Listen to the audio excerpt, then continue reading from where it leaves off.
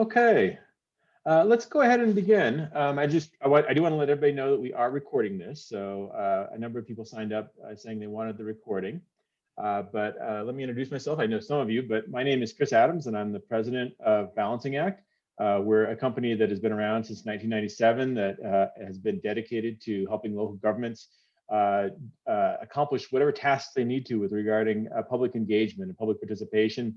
And since 2007, we've been specializing in the budget and trying to provide some tools and methods to have productive and valuable conversations with the public about whatever financial situation you're dealing with. And just looking even at the last year, there have been it's gone from feast to famine in some ways with the severe revenue declines last year that many of you experienced to the cash influx that's coming from the American Rescue Plan that most of you are anticipating now. We've been doing these roundtables in various states throughout the country. We try to do them about midway through your fiscal year, which seems like the sort of a good moment to kind of think about what type of budget engagement you might do, what challenges you're anticipating, and to then get a chance to just let all of you share with each other. So the idea really is to have a bit of a roundtable, and it looks like somebody might be sharing their screen. And I'm gonna see if it looks like Charles Williams is sharing his screen. I wonder if I can change that. Hey, Charles, I don't know if you can stop sharing your screen. Maybe I can do that. I'll just go ahead and do that. It looks like I can too. So, all right. So once again, intended to be a meeting and not a webinar. So that means you do have full control over all of your stuff.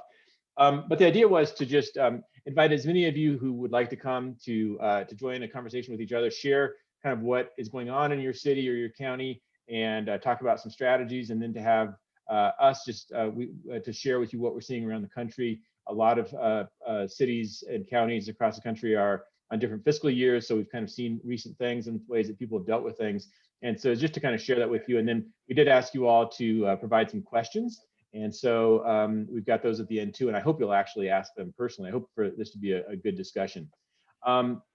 We had thought we'd get about 10 or 12 of you, especially since we picked to have this meeting at the same time as the Texas GFOA.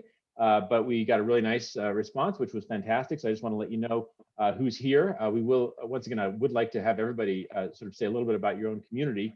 But because we got more folks than we thought, I went ahead and just asked 2 or 3 people that I know if they would sort of, kind of kick us off with a little bit of context and background about what they're doing. And the 2 folks that I've asked are folks that we've dealt with and worked with over the last couple of years. Mary Ellen Leonard is from College Station. I'm going to ask her in just a moment to kind of talk about what College Station is doing. And then also Amethyst Sloan, who's with City of Fort Worth, who just has this really great perspective on local government and process and interaction with community. She's also going to talk a little bit about some of her experience with budget engagement and actually even using our tool a little bit. And I'm sad to say we also had Scott Hozinge, who's the budget director of San Antonio, who at the last minute had to bow out. So in a moment or two, I'm going to give you a link to a presentation that he gave on the award-winning budget engagement that he led when he was at the City of Kansas City. Actually, I'll just go ahead and show it to you now, and then we're going to send this link to you.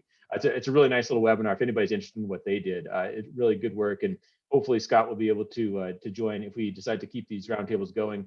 Scott will be able to join in the future. So that's kind of the plan. It really meant to be informal and just an opportunity to learn from each other and kind of share strategies. So Mary Ellen, I think I saw you. Would you be able to just kind of share a little bit, kind of what you're seeing in your community, what the challenges are, and what types of strategies you're employing to have that good connection and communication with the public? Sure, I'd be happy to. College Station is the home of Texas A&M University. We are in what they call the Golden Triangle. We're dead center in the middle between Austin, Houston, and Dallas. And because Texas A&M University is one of the largest colleges in the country, we get a lot of traffic and have quite a bit of alumni that have investments in this town for second homes, football homes, they call them, that kind of thing. So we've got a pretty vocal community related to the investment community, as well as the individuals that actually live here, which there's a huge age difference in the individuals that live here. We've got a large population that is over 55 and retired and are permanent residents here. And then we've got obviously the really large student population, which is around 70,000 students. So between 18 and mostly 23-year-olds who are also very vocal in what they think we should be doing and what they would like to see. So in an environment where people are supposed to be staying home and it's difficult to get feedback or get people in the same room, or I don't know about y'all, but we have a very difficult time getting our own staff to participate on Zoom. We were looking for other options to have the community provide us feedback this year on where they thought we should head with the budget. We were also looking for other options to get our directors engaged on where they thought we should be spending the limited resources that we have. So where we went was we have 3 different simulations that we built in Balancing Act, 2 of which go to our directors. And our directors had a day-and-a-half meeting with our city manager where they basically did a sales pitch for why do we need another ambulance? Why do we need more policemen? Why do we need some more, I don't know, dump trucks? It seems like we need a dump truck every year around here. But at any rate, that was those types of discussions were what they had an opportunity to do. And at the end of that, I gave them homework. And that homework was the Balancing Act simulation that I had preloaded with all of their requests, as well as where we were at with our assumptions for property tax, sales tax, the utility transfer. We own an electric company, that type of stuff. So basically, what our revenue would be in the general fund. And I told them that they all had a week to balance the budget. So they were going to do my job for me this year, and they were going to balance the budget and provide their feedback back to me. And then I got a week to take all of that feedback. They have the option to put comments in. It might be better if I kind of showed you this. Would you like that, Chris? Yeah, sorry, I was on mute. Yes, I absolutely would. And unfortunately, you're one of the folks on this call that I don't know, but I've heard wonderful things about you from my colleagues, Brenda Morrison and Peter Diederich, who's on this call as well. But well, that's really scary.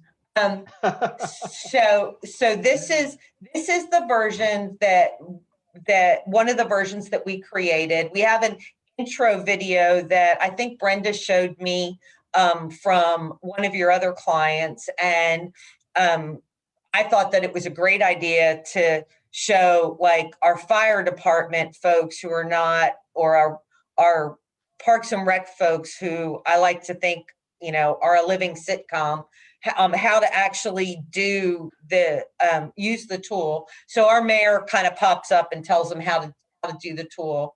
Then this is the version that we call the Budget Congress. And this is the homework that I gave the directors.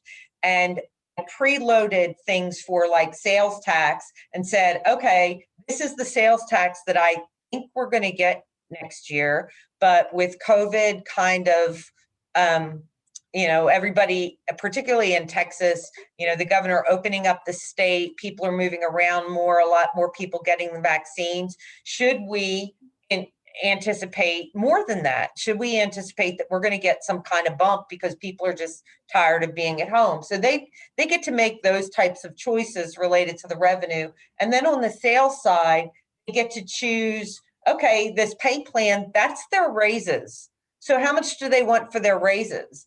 And then they can go through and say, do we need the 5th ambulance? And what is it that they they would like to see kind of for each of these departments. And as you all know, on this balancing act, it'll balance it right for them. So they can add a little bit of revenue, they can add a little bit of, or, you know, whatever they want for their raises and expenses, and submit their balanced budget.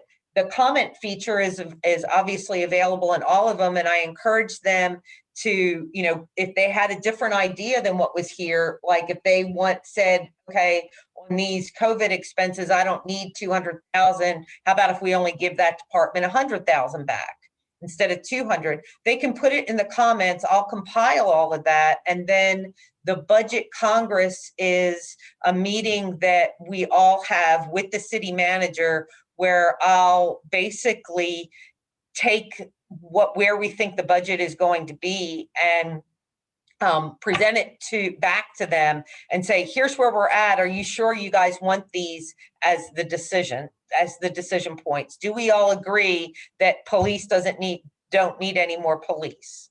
So that's the version that is in this Budget Congress version.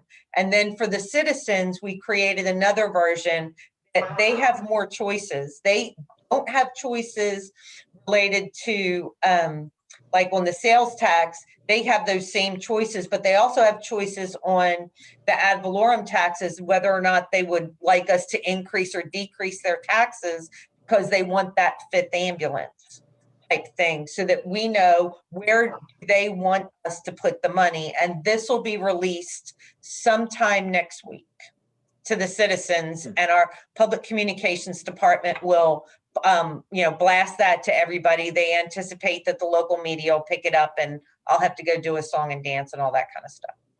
So that's kind of where we're at with using this tool. And we think it's a way to get everybody engaged and get some feedback in an environment that nobody really wants to, participate in any more Zoom calls. Wow, Mary Ellen, one thing I love about doing these roundtables is I get to learn a great deal. And I will just say that I think you are one of the best users of Balancing Act internally. So we've been thinking for a long time that it would be a useful thing to engage staff and employees in working through some of these priorities, because they're the ones that are closest to it. And you're not necessarily delegating all that decision making to them, but you do want them to have an opportunity to provide input and hopefully feel listened to, so that they have more buy-in when you get it. So previously, we'd seen the internal use most often used in school districts, and very often with teachers. So you've got a large group of professionals that often feel as though they don't have much say in management. So it was a really good tool for that. But I think you might be moving right to the very forefront of budget directors that have essentially used this as a leadership tool to lead an internal conversation. So that looks fantastic. I'm really eager to hear how that goes for you. Well, I can tell you that our fire department, they actually got in it, and they thought that it was fairly simple, which was good, because I thought they were going to struggle the most. But I did get a call from our police department who said, "You have got to be kidding me. This is too hard." And I had to walk them through it. So it's kind of flipped a little bit. Well, that's great. And one of the things I have to have some explanation when I say this, but we love it when users of our simulation reflect on it and they say, that was really hard. Now, we don't want them to say that the software is hard to use. What we want them to do is we want them to experience how hard these choices are and how hard it is on a budget director, a finance director, a CFO, or a manager, or a mayor to actually make these hard choices. And even though nobody's going to get exactly what they want, our hope, and actually we've got some evidence on this, is that they feel more, they feel heard, and they're more supportive of whatever comes out the other end. So I thank you for that, and I'd like to check in with you, in a month or two here and hear any work in progress. So thanks for sharing that. You're welcome. Yeah, and as I said, because of the size, we just identified a couple people to kind of give them a little bit of extra time to kind of share. So thank you so much for doing that, Mary Ellen. Now I'd like to ask Amethyst, who has a really different perspective and different sort of relationship with Balancing Act and in the city of Fort Worth, to just kind of share some of your top of the mind thoughts. Amethyst. Sure. Hi everybody. I'm Amethyst. Can everybody hear me okay? Yes. Okay. Got some PC issues, so just double checking. So I'm actually currently in our water utility, but I used to be in the performance administrator in our performance and budget department. And oh, I just saw Mark pop on, who's our new planning and data analytics director. Hey, Mark. But Howdy. Chris asked me to talk about, I'm good.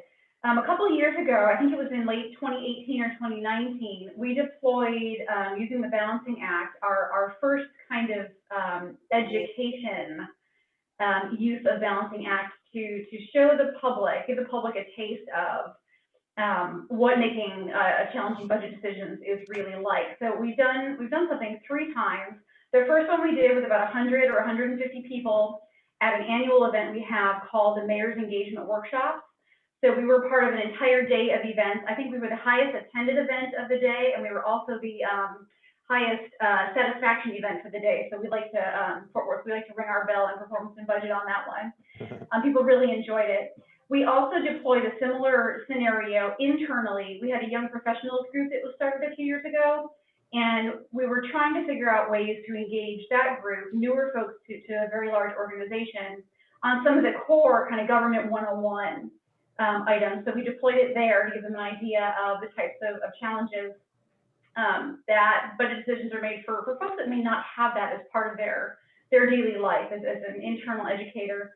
And then I did a similar scenario with an external group this year called Leadership Fort Worth, so kind of our Metroplex leadership group, to talk about. I'm just listening to a webinar, Cyrus. So I'm gonna, what I'd like to do is I have a quick, I'm gonna flip you through like 5 or 10 slides of kind of how we introduce the activity, how we use Balancing Act to do that, what the results were, and kind of how we organize that for a very, very large group of about 150 people, and then some other smaller internal groups. We got really great results each time. So let me share real quick. Here we go.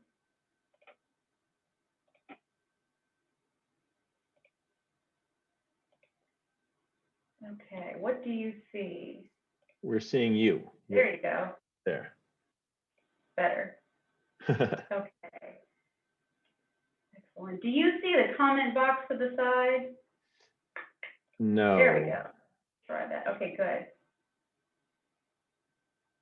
Okay.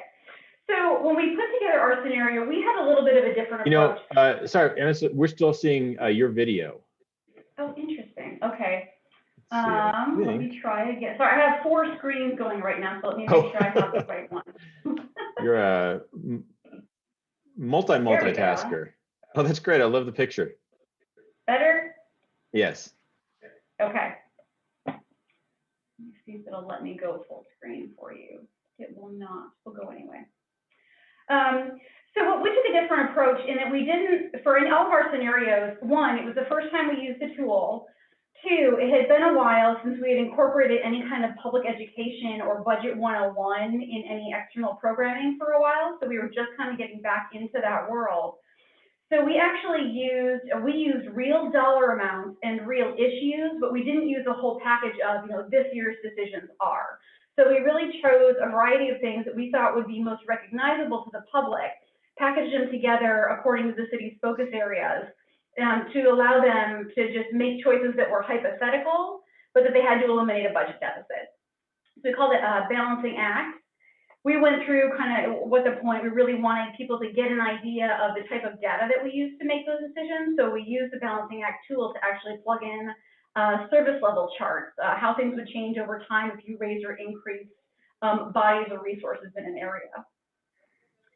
And again, we talked about how we make budget decisions, and we were really, at this point, the city was really starting to talk more about being data driven. So we tried to, we provided a lot of extra information. People at their tables actually had a packet of charts, et cetera, to look at to help them make those decisions. We noticed that a lot of folks, as I think you well know, the community doesn't know what your budget process is. Those that do, and those that don't have a clue. So we tried to use it as an opportunity just to talk about the basics, and then to position everyone in the room to say, okay, here's where you are. The information we're going to hand you, this is the point in the process you are. You're in the shoes of the city manager, essentially. We gave them a little bit of information about the actual budget, kind of what our actual budget is, our APs, et cetera, just to calibrate. The balancing act really worked for us well because of the tiers.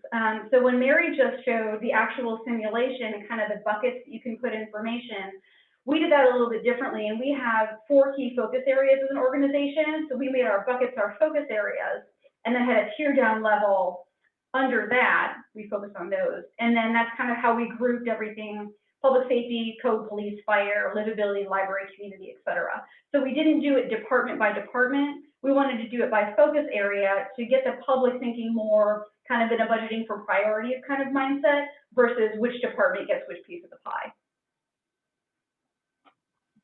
The scenarios themselves ended up being, I'm trying to blow this up for you at all. The first time that we used it for our large group in the public, the meeting mode didn't have some of the functionalities that it does now. And some of the functionalities it has now are fantastic.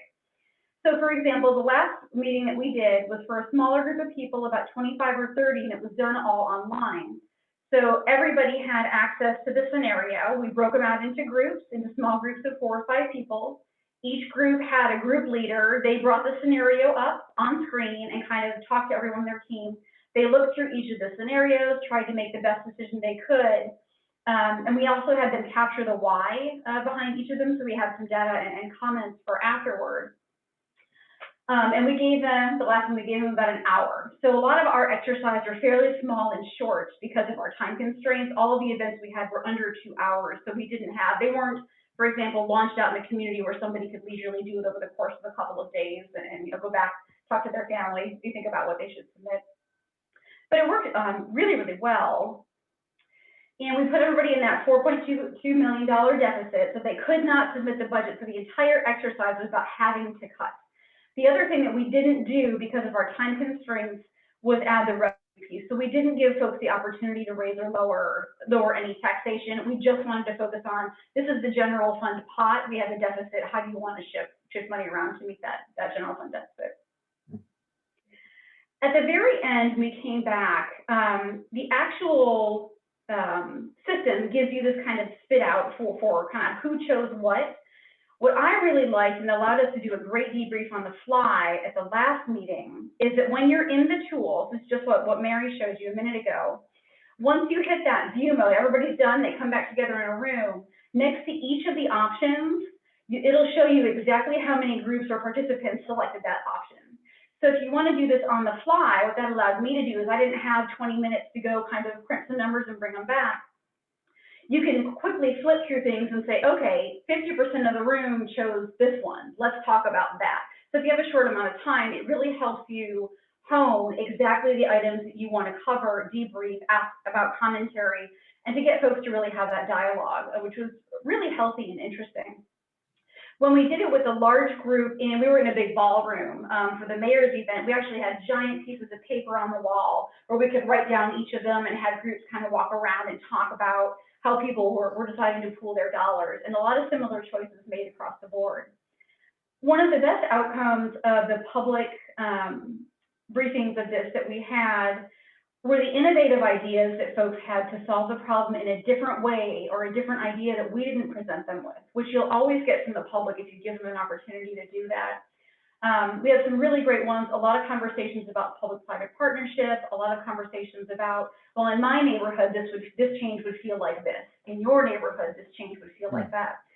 It was also really beneficial in terms of having other members of the budget staff there who don't normally get to interact with the public on a regular basis.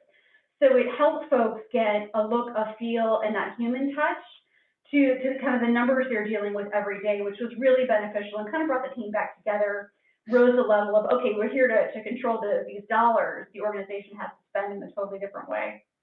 Really interesting.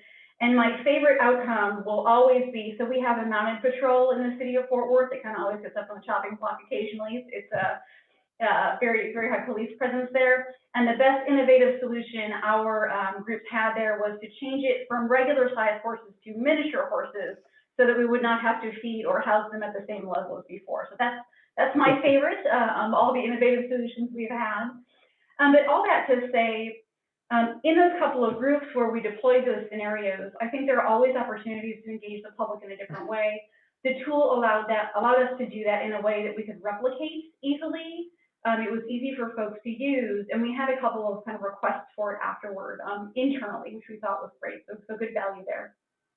Wow, that's fantastic, and it is interesting. I do remember that you guys did have a little bit of internal use as well, which is great.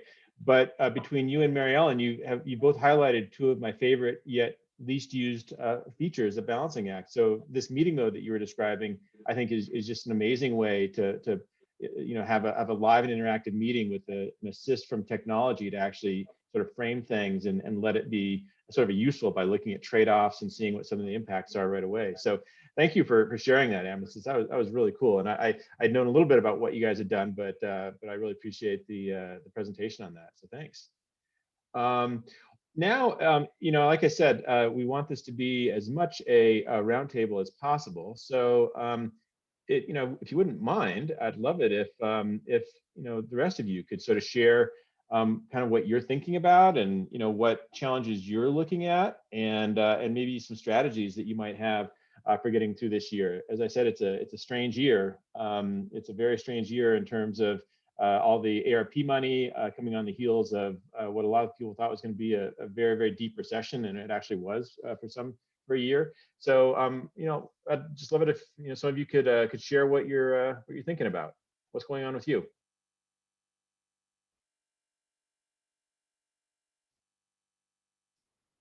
Anybody?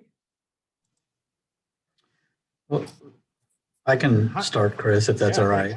Yeah, please. So I think, and I've only been in Fort Worth now just over 6 months, but I've been in North Texas for several years. And so across the region, I think we're, fairly similar. Of course, there are some differences when you get into different municipalities, but I think as it pertains to Fort Worth, we're looking at, and you mentioned kind of some of the ARPA funds providing some relief over the next several years that we may not necessarily have expected going in, but especially with the provision to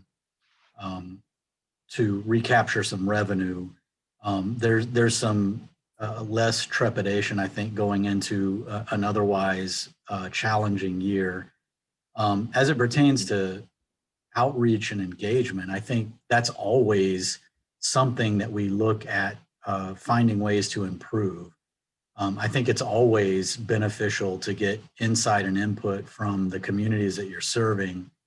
And I've liked some of the things that I've seen since I've been here, and I hope to participate in bringing some improvements, not because what they're doing isn't already great, but as things change and as people and communities change and as the economy changes, you're always looking for ways to get more and better input to help inform decisions as you go forward. And so, I think one of the other things that we're looking at that may be different from in past years is how we're actually going to provide services and what our service cost looks like as we continue to, figure out a way to operate with maximum effect as the pandemic continues.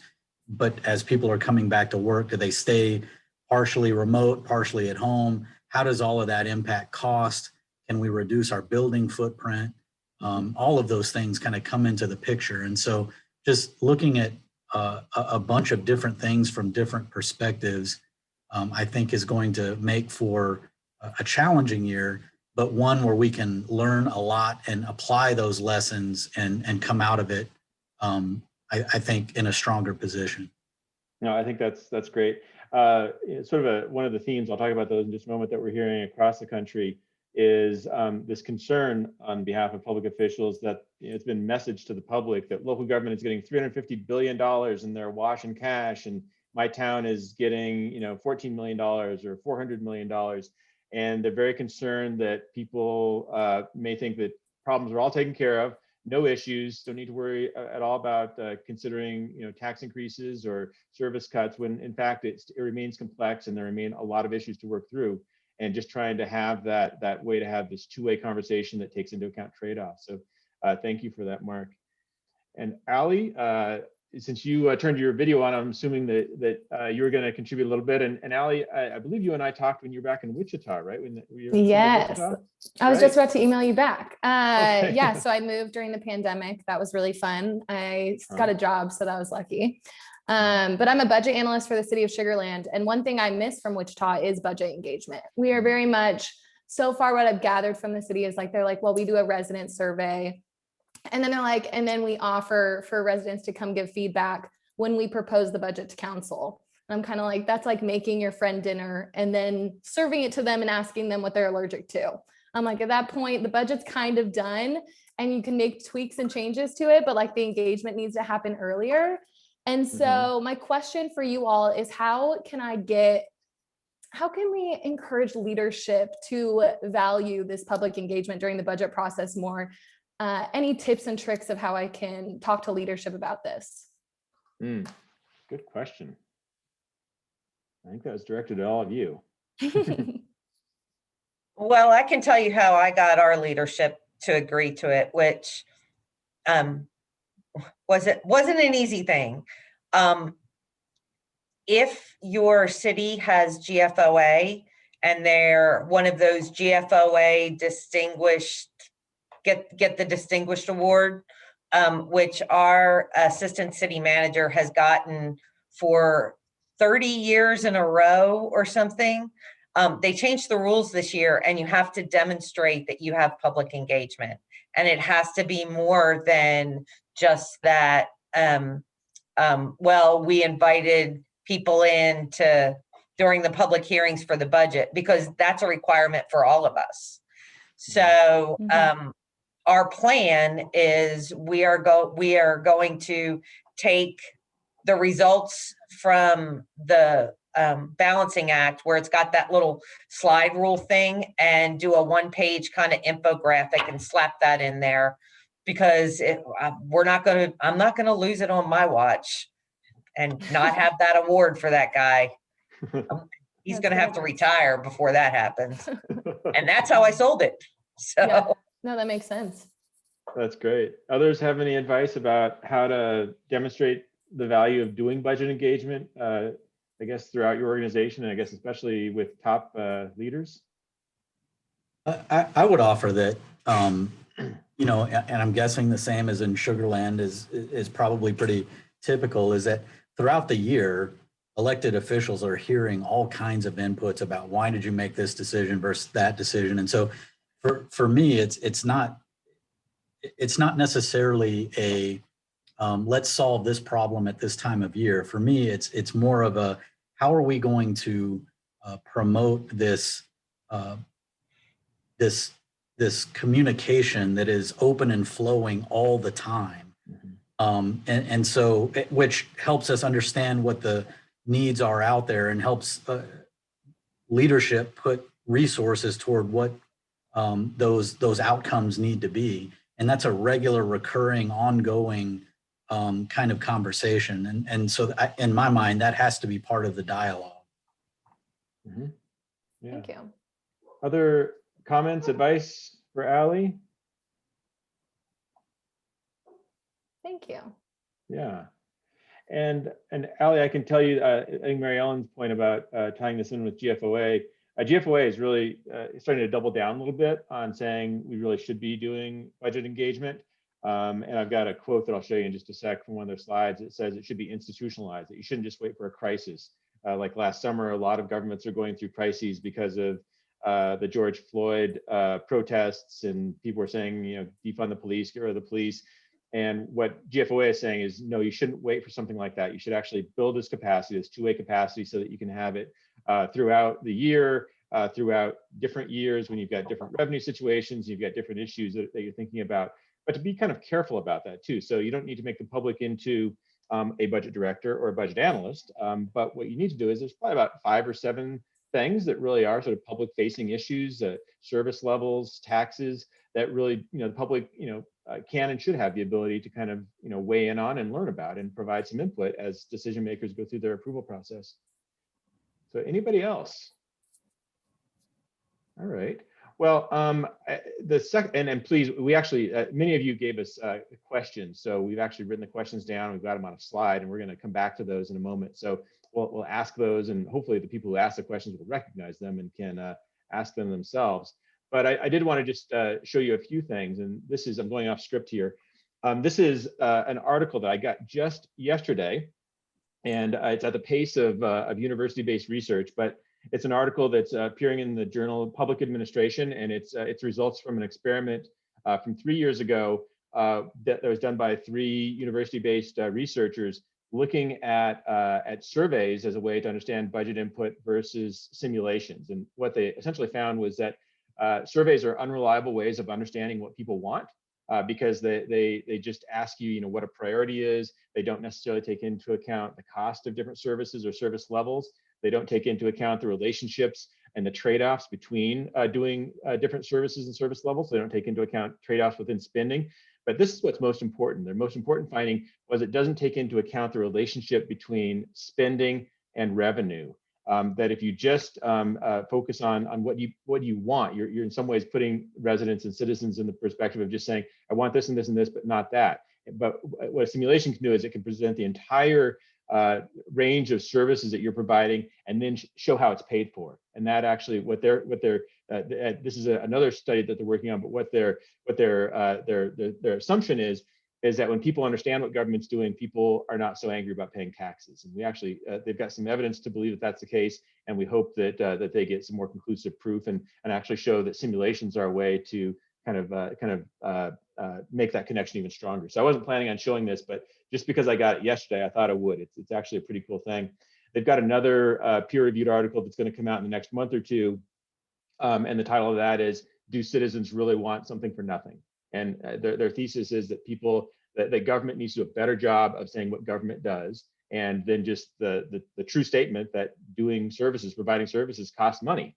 And so don't expect something for nothing. And what they're saying is people don't, as long as they understand what government's actually doing. All right, so let me go back to my slides here. So these are the themes that we're seeing across the country. And I've got a little slide to kind of illustrate each, but we're really seeing that mayors and elected officials are getting much more involved. I mean, the budget's a bigger, more public story in the last 14 months than it was before. So, in previous, from about 2 months ago to the beginning of the pandemic, it was all about cuts, and mayors and council members were associated with those cuts because they were deep enough that they're public facing. Now what we're seeing is that elected officials are finding themselves in a situation where they've got a pretty significant budget increase. And they're trying to say, well, how can we actually use this wisely? Can we get some buy-in? Can I actually lead a conversation that might help us to use this money in as wise a way as possible? Can we use it for long-term sustainability as opposed to some things that may not help us over the long term, that type of thing. Sharing trade-offs, both Mary Ellen and Amos has talked about that. Technology is really becoming a driver of this. And once again, going back to GFOA, is that they're sort of taking the budget turmoil from local government over the last 14 months to say, let's do things differently. The incremental budgeting may not be the best thing. And there's actually technology that makes us much more nimble, that can help us identify those choice points and help us to have those conversations that can be really useful. We're also seeing a lot of teaming up between the budget finance function and the communications function, which we find to be very useful because these two parts of government have very different perspectives, different skills. And if you really want to have some effective engagement, you really need to have both in some capacity. And then also, and I'll talk about this, Ali, kind of pursuant to your point, is GFOA is really starting to push this idea that budget engagement is something that should happen. It should be two-way and it should be institutionalized. So this is just a screen grab of some mayors. I apologize, they're all guys. And, not apologize too much that they're all guys, but I chose pictures of men. This is Mayor Peduto of Pittsburgh, and he's on TV talking about why they're doing budget engagement and asking Pittsburgh residents to come and learn what government's doing and provide their input. This is Mayor Mooney from College Station, Mary Ellen's mayor, and he's got a really nice little video. He actually, I think they had a green screen and they put Balancing Act in the background, which is really kind of cool. And then this is Mayor Bob Kelly from the city of Great Falls, Montana. And he actually saw we have some Canadian clients and a bunch of mayors up there started doing their own budget videos. And he said, I think that this is a big enough issue this year that I'd like to do the same. And so we'll send this PowerPoint to you, and it's got links to all of them. This is sort of a hybrid. This is Jan Gardner. She's the elected county executive of Frederick County, Maryland. And counties had a different situation, obviously, than last year. Counties mostly funded by property tax did not experience the big hit that a lot of entities that are funded by sales tax did. And so even though they had budgeted for a recession, they actually didn't have one. So this was before the ARP money came out, and they found themselves with a $10 million surplus. And so what she did was she made a video. Everybody's making, kind of low production value videos right now, which is kind of fun, just to have it be kind of less a big thing. It doesn't have to be a big, huge ordeal with lights and everything. But she made a little video and said, you know what, we've got $10 million of money that we can allocate some way. She asked departments to for their request for what to do with that. It came to about $65 million. And then she let the public weigh in on it and help to prioritize things. And so they had about 2,000 or 3,000 people do this. They got really good media, the two TV stories and Yahoo News story and some other local newspaper covered it. And they found it to be really useful in terms of prioritizing this. And just to give you the punchline, libraries did very well on this public outreach to determine what to do with some extra money. We're last year still hard with the pandemic. But one of the things that we found is that we can actually do quite a bit of stuff online. And so this is City of Tacoma. This is City of Tacoma's budget director. This is their strategic planning director. And just before this, the city manager came on. And this is the screen that when Amethyst was talking about using meeting mode. This is meeting mode, but it's being done on Zoom and online. And so rather than having ways to interact with budget items, this actually shows you what people did. So like this item was increased by 20 and decreased by 5. And the nice thing about it was that they got to have a live conversation about it. So people were participating through the chat, and then the budget director and the director of long range planning were sort of having a commentary on it. And then Reed, he's the budget analyst who kind of put this all together.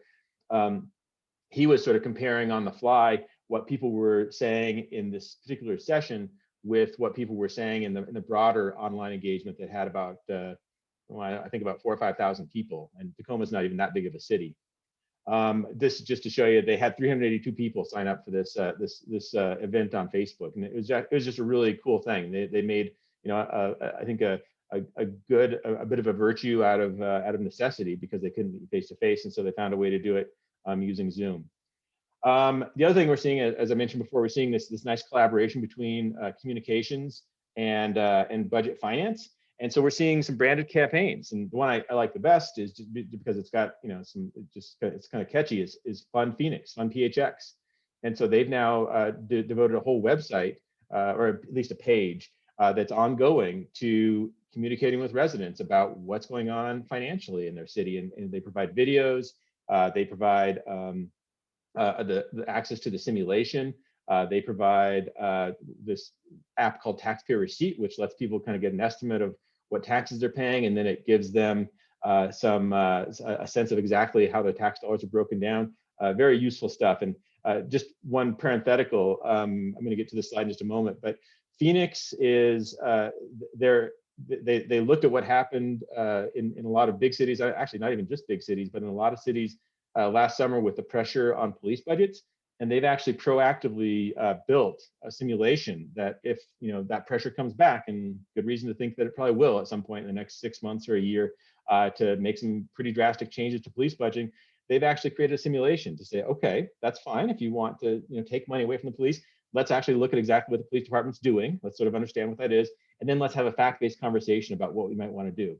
And I think that's actually a really smart move proactively. So once again, institutionalizing public engagement on the budget, and also having a destination, almost like a brand for it. Cherry Creek, this is a school district. They kind of want to get their parents and their community understanding what the school district is doing, so that they can, if they need to ask for more money, which I think is what they're getting ready to do in a couple of years here, that people are sort of understanding why that is.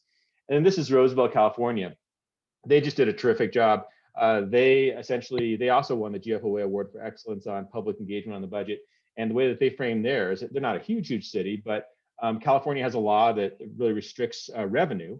And so they essentially said, okay, well, our revenue is stagnant. The cost of providing services that government pays for is not. And so in 3 years, we're going to have to cut $2 million out of the budget. And they basically said, we know nobody wants a tax increase, so we're going to actually lock down the revenue. You can't increase your taxes, but we want you to tell us what $2 or $3 million you want us to cut. And people did it for about 3 weeks, and they got publicity in the newspapers. And then they kind of came back and said, wait, we kind of like having the libraries open on Sunday. And, we like having, the parks maintained well and things like that. And so city council said, well, we can't do anything about this, except the only option we have is that we can refer a measure to the ballot for you to vote on it yourself. And so after doing this Engage Roseville campaign, by a vote of 67%, Roseville residents, a fairly conservative area, this isn't like the coastal part of California, it's in the middle of California, like the Central Valley, they voted 67% to increase their sales tax by 0.5% because they didn't want to make the cuts that would have been necessary otherwise. This is the slide that I kind of like, and I like it for 2 reasons. This is a brand new free resource from GFOA called Time for Change, and it's intended to help local governments think about police budgets and the public pressure that inevitably will come and has come. And they recommend a number of ways to go about this by identifying key pieces of data, performance data, like average response time for police, looking at average response time by different neighborhoods, looking at things like clearance rates for investigations, those types of things. So public-facing indicators that are publicly understandable.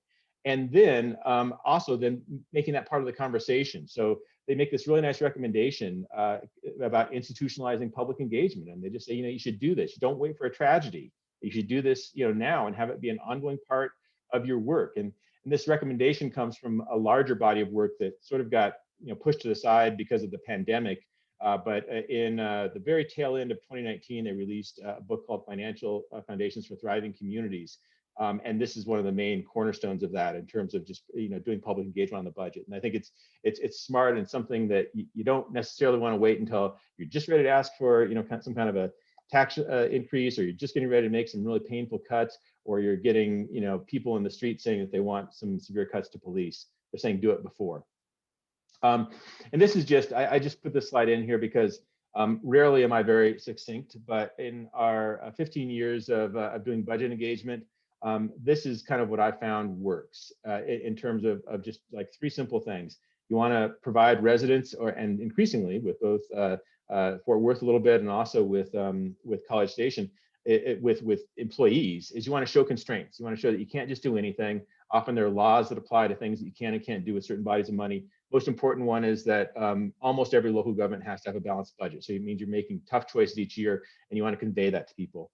Context. This is kind of the bottom line from that study I was showing you, is that when people understand what government's doing, they support it. If they don't understand, they're like, my taxes are too high, cut government.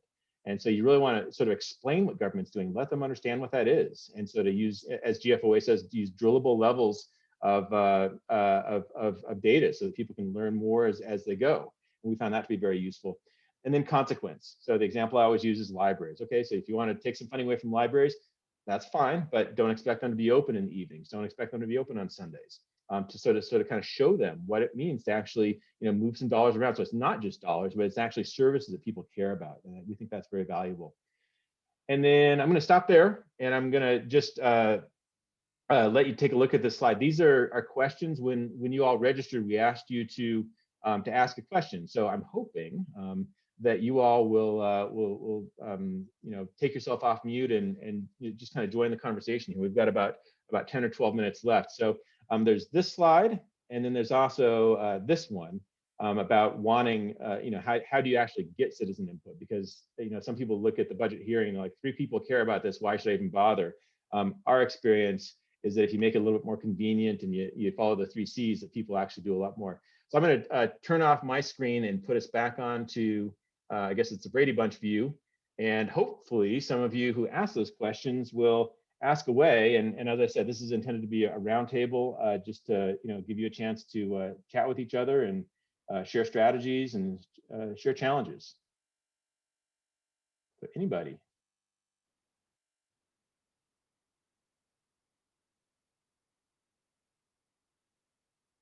Well, I have a question, yeah.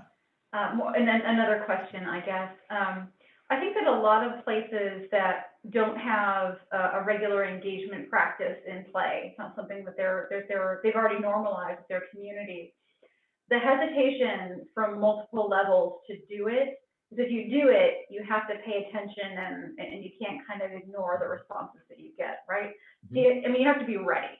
So I think, if you're going at it for the first time, there's a lot of robust discussion that you need to have with your elected officials, with the folks high up in the organization to say, okay, well, we know we need to do this. How are you going to incorporate it into your decision-making process so that folks understand how you're taking their input into account? Because one time of doing it and any semblance or sentiment from the community that it was not worth my time or you did the opposite anyway, I guess maybe some conversation for those of you who have done it and have been successful. How have you gotten there, or kind of how did you get over that hurdle to begin with? That's a question I find myself asking. Yeah, I'll let anybody launch in. And Allie, I don't know if what your relationship was with budget engagement in Wichita, but maybe there's some experience there. Yeah, we did a lot of engagement in Wichita, and I'm trying to think of how we effectively communicated it, because we would start with a budget simulator, have residents kind of rank and prioritize, and it kind of showed us we kept cutting parks and library the most, and it really showed us that people do not they were fine with us cutting the library, but people really did value parks. And so it did change how we started to kind of deciding on our budget cuts. But then we would also take any of the feedback we got from our simulator. And when it came down to us making decisions about 7 or so things that we were considering implementing to reduce cost, we would actually do social media town halls. So we'd pose it as questions for residents, one question on each post on all social media platforms, and then do some qualitative analysis to see overall how people responded to different things, and then presented that to council. And then when it came down to ultimately making the decision, council was able to say, okay, residents were kind of on board with cutting this both in the simulator and through the social media town hall. So we feel more comfortable moving forward with it. And it also helped us on the flip side. We needed to cut a golf course. Golf was just losing a bunch of money, and it was having to be subsidized out of the general fund. But we were getting a ton of pushback at every single council meeting where we discussed it.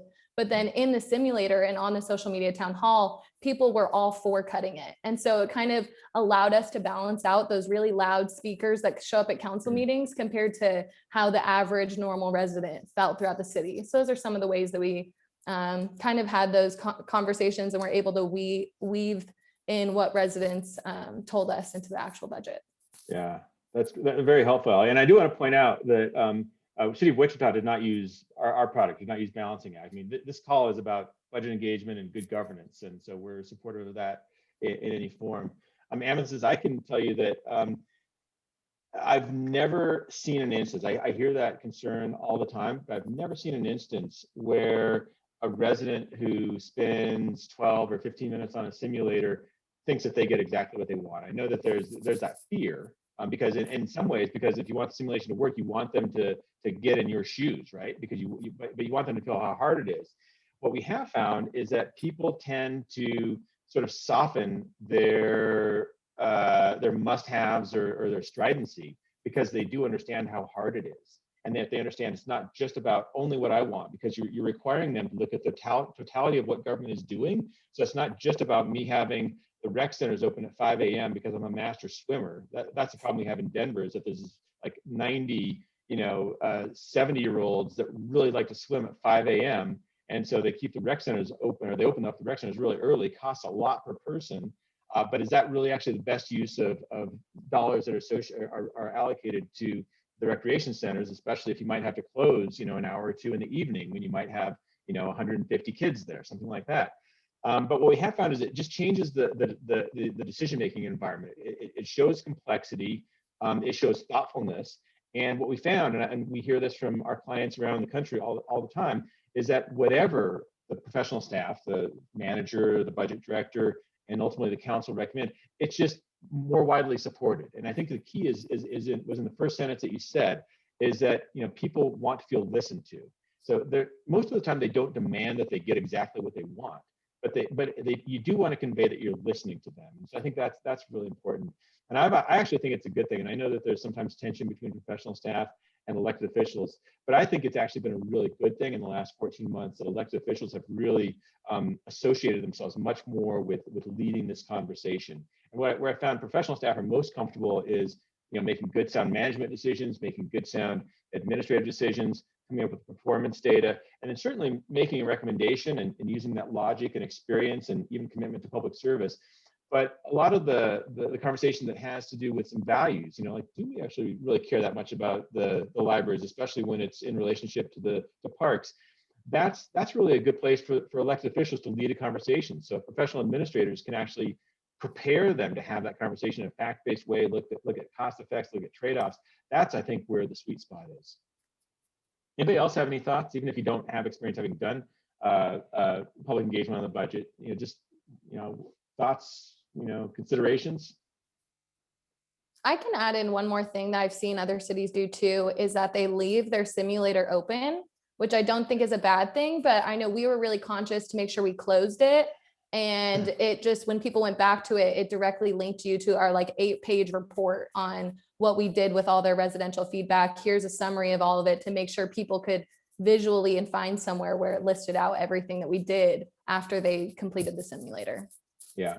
So Virginia Beach is one of our first clients, and they have a period where they're actively seeking input from people, and then after a certain date they close it, but they just have a note just saying, we're not actively monitoring this for input, but they just see it as being the best way to, way better than a PAFR, right? I mean, PAFR's, you still got to be a little bit, in a certain type of person to love a PAFR.